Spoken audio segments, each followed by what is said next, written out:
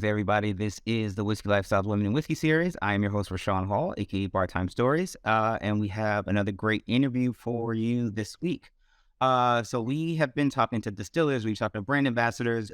This time we're going to talk to some organizational leaders and people who wanted to get in, who are in the space of whiskey, but wanted to make the space more inclusive, which is really, in a large part, what the series is all about. So just want to welcome in the women of Women Who Whiskey. Ladies, hello. Just you can come in and introduce yourselves and what your roles are at the organization.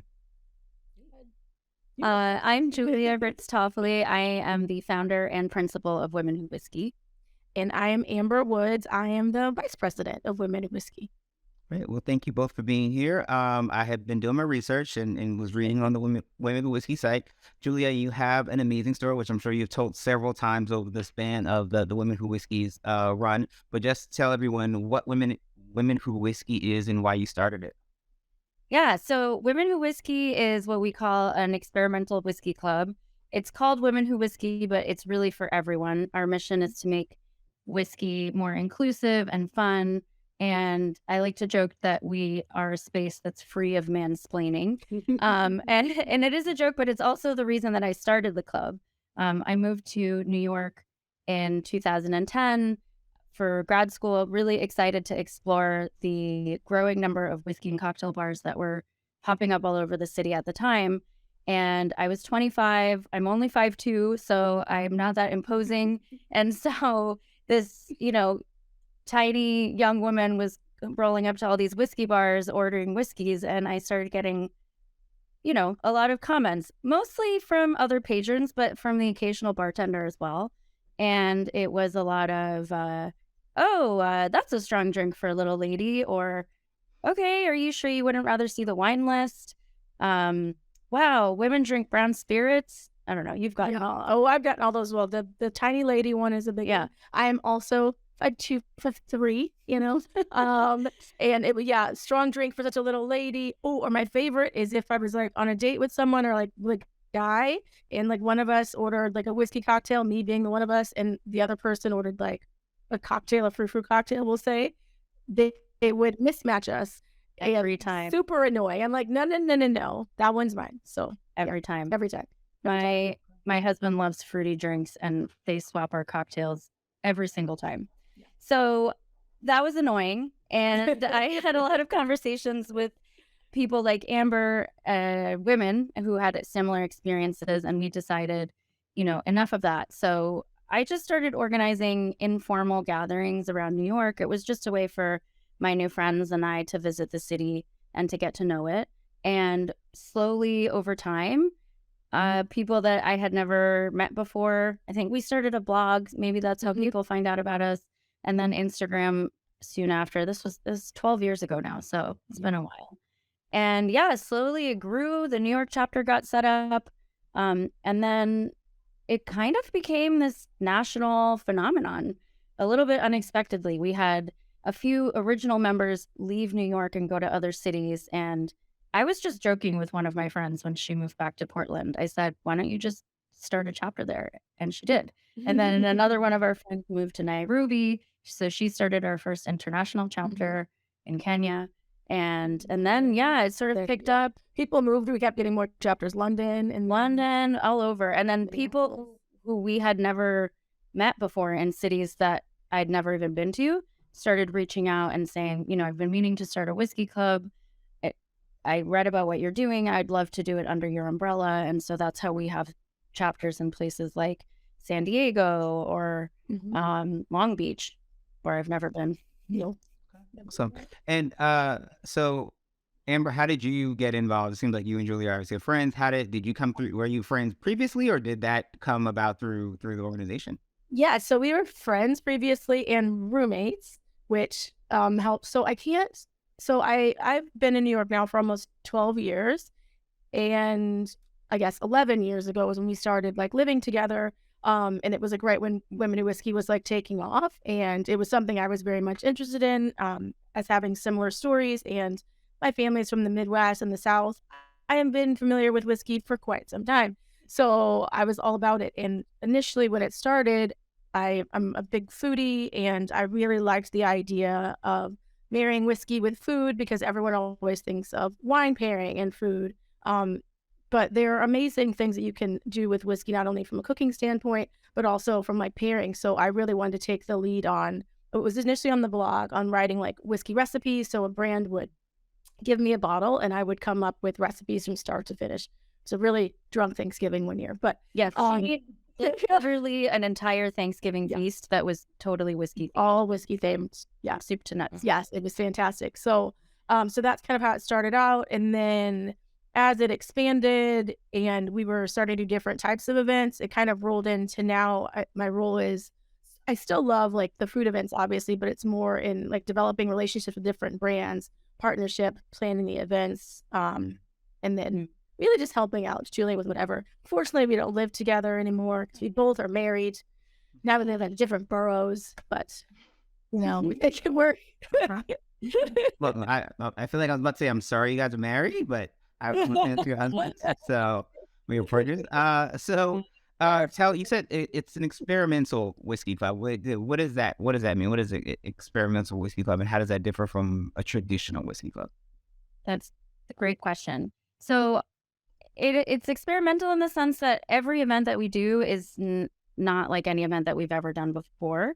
And so we really try to take the, break out of the basic mold of just like 3 whiskeys and everybody just, competing to see who can smell the most things in it. And instead we try to take a more creative approach. So like Amber says, we've always had a rich history of doing events that are paired with food. One example of that is we did an event, I think, I can't remember what the whiskey was, but we did like a wild honey pairing with an apiary in Brooklyn. Maybe. I think it was, I can't remember. Yeah. And we've done events where we go to the distilleries and actually spend time on the bottling line. We do events where we're bringing in the components of whiskeys and blending our own blends. So we really try to, break out of the sort of traditional event model, and find new and interesting and exciting ways to drink whiskey and to play with it. Because I think ultimately it's been sitting on this shelf of like stodgy old man hobby for too long. It deserves to have some fun had with it. And they're interactive as well. It's not that you're just sitting there drinking whiskey, having things explained to you. It's interactive, it's Q&A, and then often with the events, like depending on the audience, the speaker, whoever, will also tailor it to the audience. Like if we know there's a bunch of members who have been to plenty of events, we don't have to go down the whole route of explaining distillation from the beginning to the end. You can have a much higher level, nerdier conversation, right? And then we'll do like cocktail classes, which they might be smaller. It's like 15 people at a bar, everything you have set up, and you're walked through like the basics of a cocktail and given things to experiment and make it your own. And like it's okay to not like something. It's like a very like safe environment where if you are just wanting to see if you're even interested in whiskey, it's a great opportunity to come in because there's no judgment. And in terms of working with brands, how did that start? Amber, you mentioned kind of, brands will send you a bottle. How did you guys get that for those folks who may want to start their own whiskey club or get into an experience like this? How did you all begin approaching brands, and what was that like? Actually, let Julie answer that because I'm not sure. I was like, I just heard. I think a lot of how it happened was really a lot of luck and kismet in the sense that we started at a time where there was this upward trend in just whiskey drinking and also, grassroots on-premise marketing by brands. But the way that we specifically started getting set up with brands, there were 2 things that happened. One, a friend of mine from college got a job at Whistle Pig Distillery as a temp. And she said, hey, I know you have a whiskey club. I'm working at this distillery. You guys should do something with them. And Whistle Pig at the time was also brand new. I think we were founded in around the same year. And so they were very willing and to do pretty much anything because they were also very young and nimble and experimental. And there is a bar in Tribeca. The second thing that happened, there's a bar in Tribeca that doesn't exist anymore, Ward 3. That started Whiskey Mondays on Monday nights, which, as you probably know, is generally kind of a dead night in the hospitality industry. And so they started a Monday night event where they would invite brand ambassadors from different brands to come and do free tastings in their space. and then they would have some sort of deal on the cocktail. So we started organizing informal drop-ins to those Whiskey Mondays, and that's where we started getting connected with brands. Amazing. And what is there an event? Has it been an event? Let's say talk about success. Like, what's the event that you guys, we think about Women Who Whiskey? What's like the event where people that was it. We hit the nail. We did the thing that whether it's doing a pairing with honey or food, or was there an event that you guys can think back to and be like, that's when you knew that this was, that you guys had that you achieve that goal, whatever, quote unquote. Yeah. And we like our International Women's Day now month events. Like one of my favorites was the one in the basement of Tanner Smith, and we had all like the booths, and then there was like an area where you get like your eyebrows and eyelashes done. There was a milliner there. There was like a photo booth. There was like an area for it was like a huge, amazing event. We raised money for a charity, which the brand matched. Yeah. So that Amber's talking about one in a series of now 7 International Women's Day events that we've done starting in 2015. And generally those events have been sponsored by Brown-Forman, and we've worked with different brands with Brown-Forman. So usually Woodford Reserve, but Old Forester and others. And yeah, so they have been co-sponsoring this International Women's Day event with us. And we just had the one this year a couple of days ago at a Momofuku restaurant in Dillon and Seaport. Anyway, so I think people have come to know us for that annual event. Like Amber said, we raise money for women's organizations. When we do that, generally a portion of the ticket sales goes to the organization and the brand will match it. Historically, we've given to Planned Parenthood, She Should Run, Dress for Success, other women's organizations. And they're fun. There's like activations. Each one is a little different. The one we did last week was a 3-course dinner. Yeah. And sometimes there are gentlemen's edition ones. Like if it's a larger event, it'll be a gentleman's edition. Yeah. So like they can come as well, obviously. Yeah. And we've done co-ed events for sure with raffles and all sorts of stuff. So yeah, I would say that's probably the event that defines us. Okay. And conversely, have you, is there, Game, you're gonna have to edit this part out because I don't want to make sure I'm the question, right? Hold on. I think is the other side of that, unfortunately, though, that the brands or folks come to you all only during Women's History Month, or only to do a women, this is something that speaks to women. Do you feel like you end up almost getting stuck in the other side of the stereotype where it's not, okay, obviously it's not the stereotypes of women don't drink whiskey, but it's now, this is the time of year to speak to women because it's March, it's Women's History Month, or have you ever encountered that, or how do you combat that? I would say less and less. For sure, in the earlier years, the marketing around women was different. We definitely got some pitches and press releases for some products that we would have never endorsed. What's that?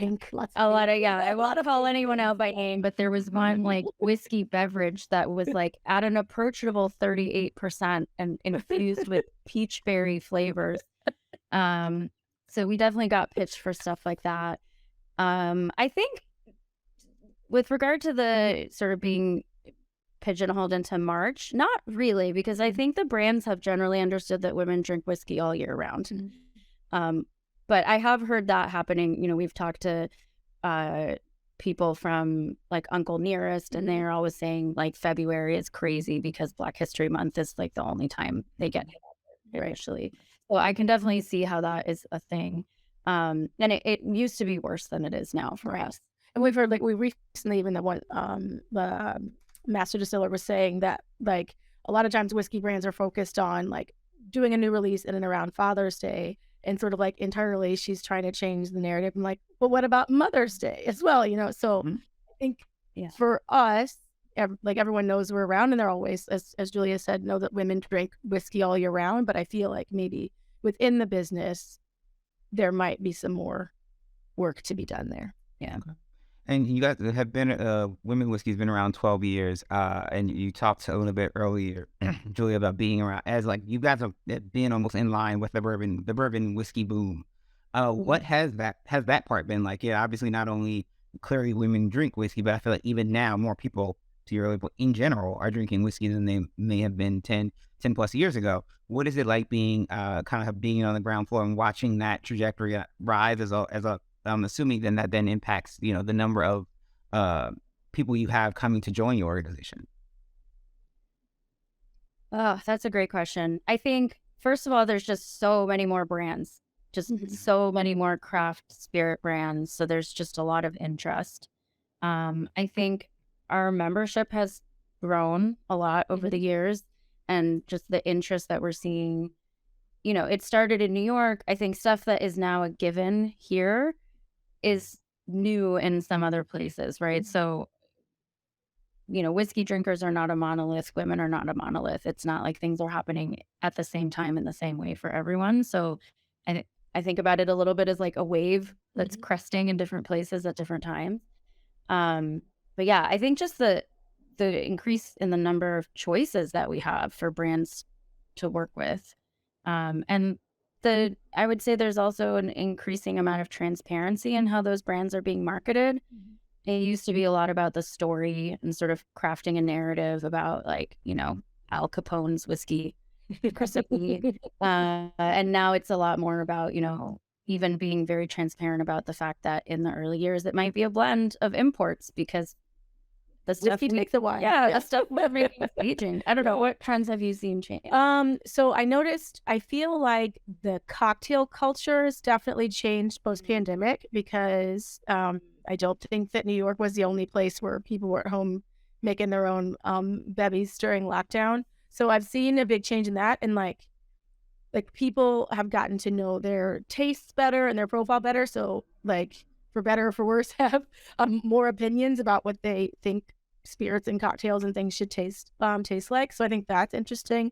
And I feel like, and again, maybe it is because also our chapter has been around for so long. People are coming to these events at a higher level of education, like about the process, about their flavor profiles, about like tasting notes and things like that. Whereas in the beginning days, it felt a lot more like we're having to do a lot more education.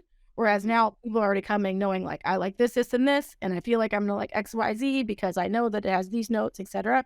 So I've seen like transformations in that, which is really cool because it changes the type of events we can do. For sure. We do way nerdier events. Yeah.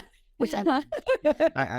Who doesn't love a nerdy event? So, Julia, to your point, you said that if you feel like the wave is cresting, that, obviously all whiskey drinkers are not the same and you guys have different chapters in places. How does, it's twofold. How does someone start a chapter if they're in a city that you're not in? And then how does someone just join a chapter that already exists?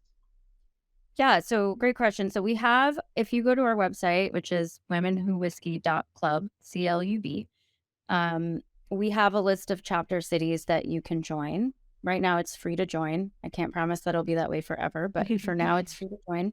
And for starting a chapter, there's also an application page where you can submit an application to start a new chapter. We're currently taking a pause on starting new chapters while we get a little bit organized with the ones we have. We've had to do some reassessing of our footprint post-pandemic.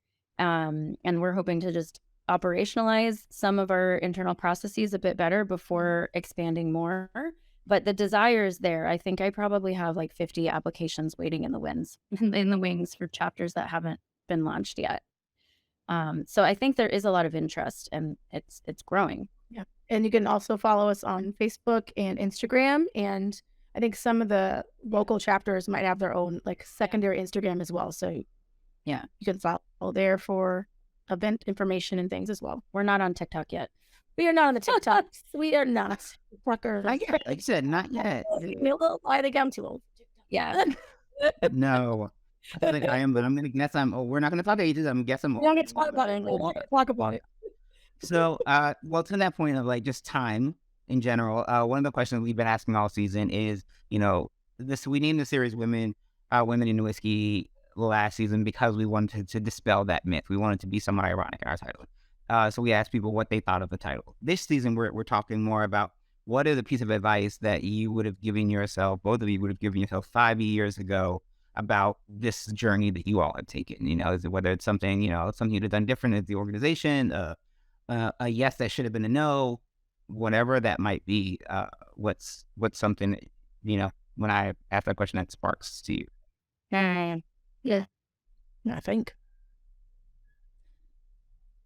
I know. I wish that, I wish that we would have, if we would have known, I feel like that this was going to take off the way it was or the way that it did, I think we would have set some other like templates up, sort of like, because it would make things easier now. Because there's like so many chapters. So if we would have known it was going to become a thing, I think there could have. We are both very organized people, so we could have set things up a different way. But like it started off being like a group of girlfriends like hanging out. Yeah. That then became this international business of sorts, right? So I think, at least in my head, if we would have known it was going to become this thing, there would have been some Excel spreadsheets and some templates, and like we don't have the right ones yet, but yeah, it's like a club that's like a bunch of shacks that got pushed together, and like right now make a high rise up and put in some central plumbing and some electricity. Like all those rooms work by themselves, but there's no stairs. Yeah, exactly. Gotta get some hallways in there. Got it. We need some, needs to be ADA accessible. Yeah. Like otherwise, I think it's amazing. I think if I gave myself advice 5 years ago, it would be, don't be afraid to ask for help. Mm-hmm. I think I spent a lot of time thinking like, oh, this is, a volunteer thing. No one is going to want to dedicate the time to getting in the weeds on the organizing stuff. And I think a lot of people are interested in being part of the growth of something like this. And it took me a long time to realize that, you need a, personal board of directors for this kind of endeavor. You can't just be running this type of thing by yourself. Because we both have jobs. Yeah, we both have jobs. Yeah. So, yeah. As someone else who also has a job, I totally understand that. So, and asking for that help is often why I reach out to our producer who is hiding in the wings. So I guess the last question that we ask everyone is, and I'm going to phrase this a little differently, just as this is Women Who Whiskey. And both of you can answer this, if you could have a dram of whiskey with any woman, dead or alive, who would it be and why? Oh, that's a good question. I should have an answer ready to this. Yeah, mine would be my grandma. It's like, it's not a historical person, but she passed away before I was of legal drinking age. And my memories of her are with like a highball, listening to blues and like dancing around the living room. So I would really like to have a highball with my grandma, listen to blues and dance around the living room. That sounds amazing. I'm going to have a highball with your grandma. You could come too. I'm with me too. That's just all, Really like the dance party. I'm going to come hang out with me. Man, I don't know. I'm going to go historic and say Dorothy Parker. She seems like someone who would have been a very witty and interesting person to have 1 or 3 drinks with. Awesome. Well, that is great. I think the two of you are also awesome and witty, and look forward to one day soon hopefully having a drink with the both of you. So Amber and Julia, thank you so much for joining us this week for the Women Whiskey series. And thank you to all the Women Who Whiskey. So cheers. Cheers. Cheers. Thanks for having us. Thank you. It's been great.